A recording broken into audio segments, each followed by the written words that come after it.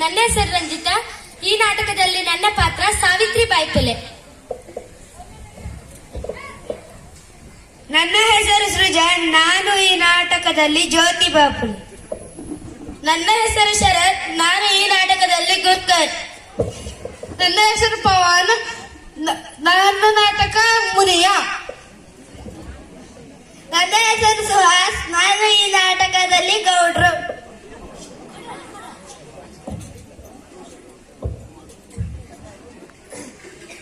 ಸಾವಿತ್ರಿ ಬಾಯಿ ಪುಲೆ ಭಾರತದ ಮೊಟ್ಟ ಮೊದಲ ಶಿಕ್ಷಕಿ, ಮಹಿಳಾ ಹಕ್ಕುಗಳ ಹೋರಾಟಗಾರ್ತಿ.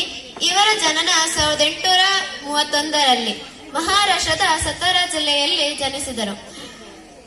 ಇಂದು ಭಾರತದ ಮಹಿಳೆಯರ ಸಮಾಜದ ಎಲ್ಲಾ ಕ್ಷೇತ್ರದಲ್ಲಿ ಸಮಾನತೆಯ ಹಕ್ಕಿಗೆ ಕಾರಣರಾದವರು ಮಾತೆ ಸಾವಿತ್ರಿ ಬಾಯಿ ಪುಲೆ. ಸಮಾಜದ ಅನಿಷ್ಟ ಪದ್ಧತಿಗಳಾದ ಬಾಲ್ಯ ವಿವಾಹ, ಸತಿಸಹಗಮನ ಪದ್ಧತಿ, ಕೇಶಮುಂಡನೆ ವಿರುದ್ಧ ಹೋರಾಟ ಮಾಡಿ ಮಹಿಳೆಯರಿಗೋಸ್ಕರ ಪ್ರಥಮವಾಗಿ ಶಾಲೆಗಳು ತೆರೆದ ಕೀರ್ತಿ ಇವರಿಗೆ ಸಲ್ಲುತ್ತದೆ.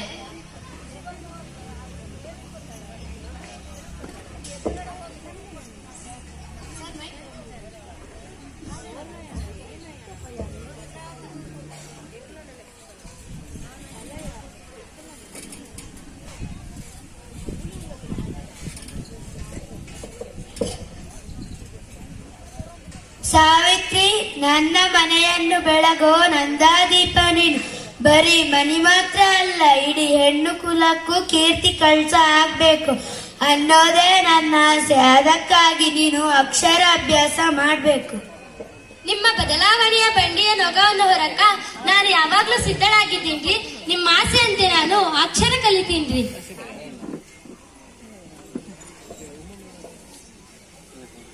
ಅಕ್ಷರ ಕಲಿಸೋ ಕಾರ್ಯದಲ್ಲಿ ಗಂಡನೆ ಗುರುವಾದ ನೋಳಿಲ್ಲಿ, ಸತಿಯ ಬಾಳಿಗೆ ಬೆಳಕನ್ನು ಚೆಲ್ಲಿ, ಸತಿಯ ಬಾಳಿಗೆ ಬೆಳಕನ್ನು ಚೆಲ್ಲಿ, ಆದರ್ಶ ಪತಿಯಾದ ಇತಿಹಾಸದಲ್ಲಿ, ಆದರ್ಶ ಪತಿಯಾದ ಇತಿಹಾಸದಲ್ಲಿ.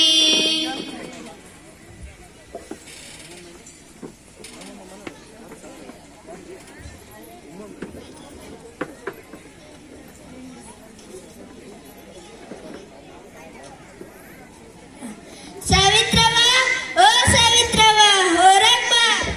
ಏ ತಂಗಿ ಸಾವಿತ್ರವ್ವ, ಹೊರಗ್ ಬಾರವ್ವ, ಹೊರಗ್ ಬಾ. ಏ ಸಾವಿತ್ರವ್ವ, ಒಲಿಯುವುದರನ್ ಕರ್ಕೊ ಬಂದು ಕಿವಿಯುವುದ ಕೆಲಸ ಮಾಡಕತ್ತಿಯಲ್ಲ. ಕಿವಿಯುವುದ ಕೆಲಸ ಮಾಡಕತ್ತಿಲ್ರಿ, ಅಕ್ಷರ ತಿರ್ಸೋ ಕಾರ್ಯ ಮಾಡಕತ್ತೀನಿ. ಏನು, ಆ ಹೆಣ್ಮಕ್ಳಿಗೆ ಅಕ್ಷರ ಕಲಿಸ್ತೀಯ?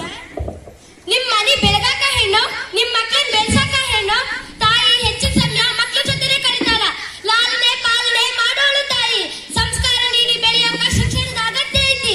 ಪ್ರತಿಯೊಬ್ಬ ವ್ಯಕ್ತಿಯ ವ್ಯಕ್ತಿತ್ವ ನಿರ್ಮಾಣ ಆಗೋದು ಶಿಕ್ಷಣದಿಂದ. ಹೌದು, ಗಂಡ ಸತ್ಮೇಲೆ ಚಿತ್ರಗಾರರು ನಮ್ಮ ಪದ್ಧತಿ ಐತಿ. ನೀನ್ ನಡ್ಕೊಂಡ್ಕೊಳ್ಳಪ್ಪೆ, ಅದೊಂದು ಅನಿಷ್ಟ ಪದ್ಧತಿ ಐತಿ. ಧಿಕ್ಕಾರ ಆಗಲಿ ನಿಮ್ಮ ಪದ್ಧತಿಗೆ. ನಿಮ್ಮ ಹೆಂಡತಿ ಸತ್ತ ಮೇಲೆ ನೀವು ಜೊತೆಗೆ ಹರಿತೀರೇನು? ನಿಮಗಿಲ್ಲದ ಶಿಕ್ಷೆ ಹೆಣ್ಣಿಗೆ ಯಾಕೆ? ಹೆಣ್ಣು ಅಬ್ಬಲಿ ಅಂತಾನ? ಹೆಣ್ಣನ್ನು ಭೋಗದ ವಸ್ತುನ? ನಿಮ್ ಮೋದಿ ಪದ್ಧತಿಗಳಿಗೆ ಕಡಿವಾಣ ಹಾಕ್ತೀನಿ. ಸಾವಿತ್ರವ್ವ, ಬಾರಿ ಮಾತಾಡಕತ್ತೀನಿ. ನೋಡಿ ಬಿಡ್ತೀನಿ ಹೆಂಗ ಅಕ್ಷರ ಕಲಿಸ್ತಿ, ಹೆಂಗ್ ಶಿಕ್ಷಣ ಕಲಿಸ್ತಿ ಅಂತ. ಅಕ್ಷರ ಕಲಿಸ್ತಾನಂತ ಅಕ್ಷರ. ಓಹೋ, ಶಿಕ್ಷಣ ಕಲಿಸ್ತಾಳಂತ ಶಿಕ್ಷಣ. ಸಾವಿತ್ರವ್ವ, ನೀ ಹೆಂಗ್ ಅಕ್ಷರ ಕಲಿಸ್ತಿ, ಹೆಂಗ್ ಶಿಕ್ಷಣ ಕಲಿಸ್ತಿ ನೋಡೇ ಬಿಡ್ತೀನಿ. ಬರ್ರಿ ಹೋಗೋಣ.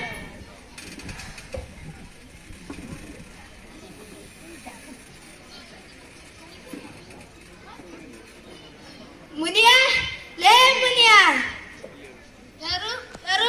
ಯಪ್ಪ, ನೀವೇನ್ರಿ ಸಾಕಾರ? ಏ ಮುನಿಯ, ಆಕಿ ಸಾವಿತ್ರಿ ಬಾಯಿ ಬಾರಿ ಅಡ್ಡಾಡಕತ್ತಾಳ. ಸುತ್ತ 10 ಹಳ್ಳಿ ಮಂದಿ ನನ್ ಮಾತ್ ಕೇಳ್ತೈತಿ. ನಾಳೆ ಹೆಂಡಿಯಿಂದ ಅವಮಾನ, ಚಪ್ಲಿಯಿಂದ ಸಮ್ಮಾನ ಆಗ್ಬೇಕು. ಏನ್ರಿ ಸಾಕಾರ? ನೀವು ನಾಳೆ ನಿಂತ್ಕೊಂಡ್ರಿ, ನಾವು ಹೊಡ್ತೀವಿ. ಹಾ ಹಾ ಹಾ ಹಾ.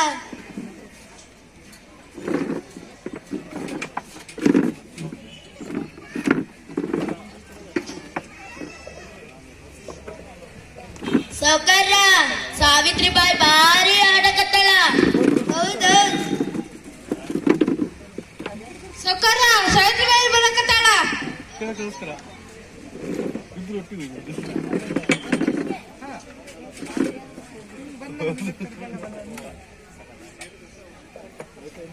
ಗಾದಿ ಸೀರೆ ಉಟ್ಟಾಳ ಕುಂಕುಮ ಬೊಟ್ಟು ಇಟ್ಟಾಳ ಗಾದಿ ಸೀರೆ ಉಟ್ಟಾಳ ಕುಂಕುಮ ಬೊಟ್ಟು ಇಟ್ಟಾಳ ಪೋಲಿ ಪುಂಡರ ಹುಟ್ಟಡಗಿಸಲು ಹುಟ್ಟಿ ಬಂದಳು ಸಾವಿತ್ರವ್ವ ಹುಟ್ಟಿ ಬಂದಳು ಸಾವಿತ್ರವ್ವ ಹುಟ್ಟಿ ಬಂದಳು ಸಾವಿತ್ರವ್ವ.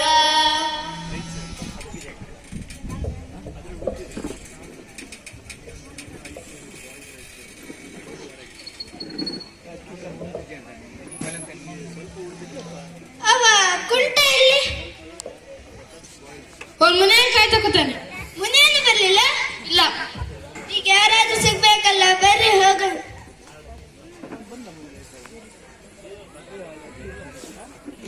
ಇವ ನಮ್ಮವರ ಸಾಕಾರ ಕರ್ಕ ಬಂದ.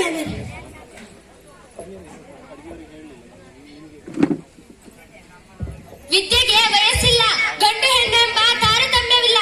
ಅದೆಲ್ಲ ನೀವೇ ಮಾಡ್ಕೊಂಡಿರುವಂತ ಅನಿಷ್ಟ ಪದ್ಧತಿ. ಏನು ಅರಿದ ವಯಸ್ಸಿನಾಗ ಮಕ್ಳನ್ನ ತಂದು ಮದ್ವೆ ಮಾಡ್ತೀರಿ. ಅವ ಕುಡುಕದನು ಅವ ಚಟ್ಟರದನು ಏನು ನೋಡ್ದೆ ನಿಮ್ ಮಕ್ಳು ನೀವೇ ಸಾವಿರ ಹೊಡಕ್ ಕಳ್ತೀರಿ. ಯಾಕ ಅವ್ ಬದುಕ ಹಕ್ಕಿಲ್ಲೇನ? ಇದೇ ನಿಮ್ ಆಚಾರ ಏನ? ಇದೇ ನಿಮ್ ವಿಚಾರ ಏನ? ಬದಲಾಯಿಸ್ರಿ ನಿಮ್ ಪದ್ಧತಿ. ಸಾವಿತ್ರವ್ವ ಬಾರಿ ಮಾತಾಡಕತ್ತೀರಿ. ಹೆಸರು ಸಕ್ರಿನ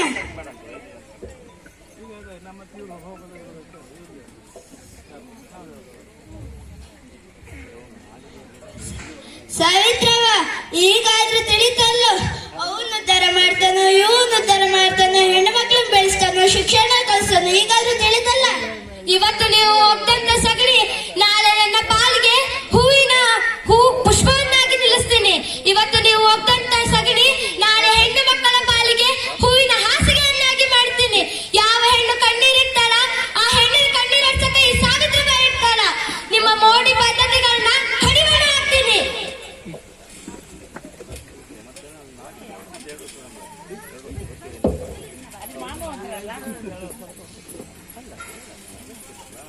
ಸ್ತ್ರೀಯರು ಕೂಡ ಪುರುಷರಂತೆ ಶಿಕ್ಷಣವನ್ನು ಪಡೆಯಬೇಕೆಂಬ ಮಹದಾಸೆಯಿಂದ ತಮಗೊದಗಿದ ಕಷ್ಟ ಕಾರ್ಪಣ್ಯಗಳನ್ನು ಲೆಕ್ಕಿಸದೆ ಸ್ತ್ರೀ ಸಂಕುಲಕ್ಕೆ ದಾರಿ ತೋರಿಸಿದರು.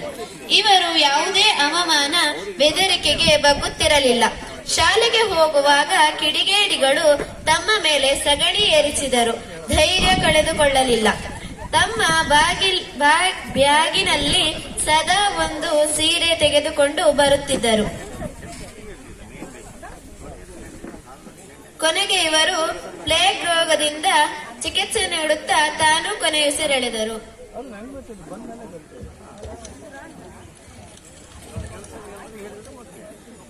ಅಕ್ಷರ ಲೋಕವ ಅರಸಿವಳು, ಅಕ್ಷರ ಲೋಕದ ಅರಸಿವಳು, ನೋವು ಅವಮಾನಗಳ ಸಹಿಸಿದವಳು, ನೋವು ಅವಮಾನಗಳ ಸಹಿಸಿದವಳು.